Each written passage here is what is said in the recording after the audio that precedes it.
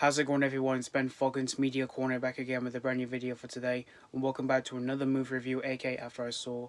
This time for this new episode for the series is going to be my review on the 2023 romantic comedy film, and this is the third entry to the series that began since 2002, and that is My Big Fat Greek Wedding 3. Now, this is the third entry to the series, as I said, and this was written and directed by Vardalos, who's also the writer of the last two films, and also being the star of those two films, and she returns as the lead star for this new entry to the series as well.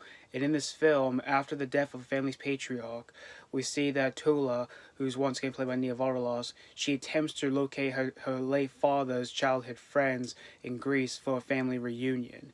So that's pretty much the plot for My Big Fat Greek Wedding 3. Now, I never saw the first two movies, but I did check them out for the first time just as I was about to see this movie.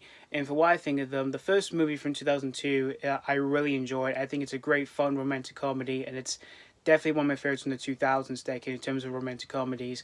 The second movie, however, from 2016, while it did have a few of its moments with the family, it just wasn't really as good as the original. So when I heard we were getting another entry to the series, I didn't really expect it, because whenever I was seeing it at the time, I just saw the trailer for this movie, and I was like, oh, we're getting another one. So like I said, I did check out the first two movies just before I was about to see this movie, and it came out back in September of last year in the UK, and so I did see this movie just a couple of days after it was released. And after seeing this new entry to the series here, I'd rather watch the second movie over this movie, because I really did not like this movie, unfortunately. Well, the only redeeming quality that I can definitely give out to this movie is the acting. Like, the acting for the most part isn't too bad, from the returning cast members, as well as these characters that we all know from the first two films and all that. You know, Vardalos and John Corbett. It's great to see them back, as well as everyone else, except for the grandfather, because as some of you know, he unfortunately passed away in 2021, so may he rest in peace. But when it came to the comedic moments in the film here, there was not even a single joke or even a gag in the film that I found myself laughing out loud, because the jokes in the film just felt really flat to the ground. And there were even a few of the gags in the film that the film does represent, but it felt like the film didn't even go anywhere else when it comes to any of these gags that the film starts to represent here, alongside storytelling, because the storytelling for the film I felt was non-conflicting. Yet the film didn't even feel like it even had one, because there's a bunch of side stories that's going on in this film. Yeah, there were a few that I found really hard for myself to catch up with, as well as there were a few that felt like they didn't even go anywhere else or anything.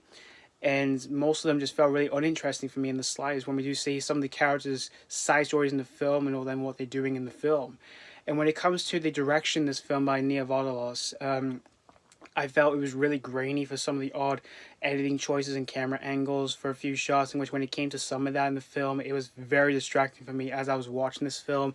Although there are times where it doesn't look too bad, where it does show the location shooting for the film, because it does look nice and all that, since it is shot in Greece. But for the rest of the directing talent for this film, yeah, it just felt really messy here. But all in all, My Big Fat Greek Wedding 3, this sequel just felt really forgettable. And yeah, I felt this sequel was just really unnecessary here. But if you are a fan of like either the original film, or if you're overall a fan of like the series or anything, this might be a cup of tea here. But in all honesty, this is one I don't even recommend this one in the slightest. So that's pretty much all I have to say about My Big Fat Greek Wedding 3. I'm going to give My Big Fat Greek Wedding 3 1 out of 5.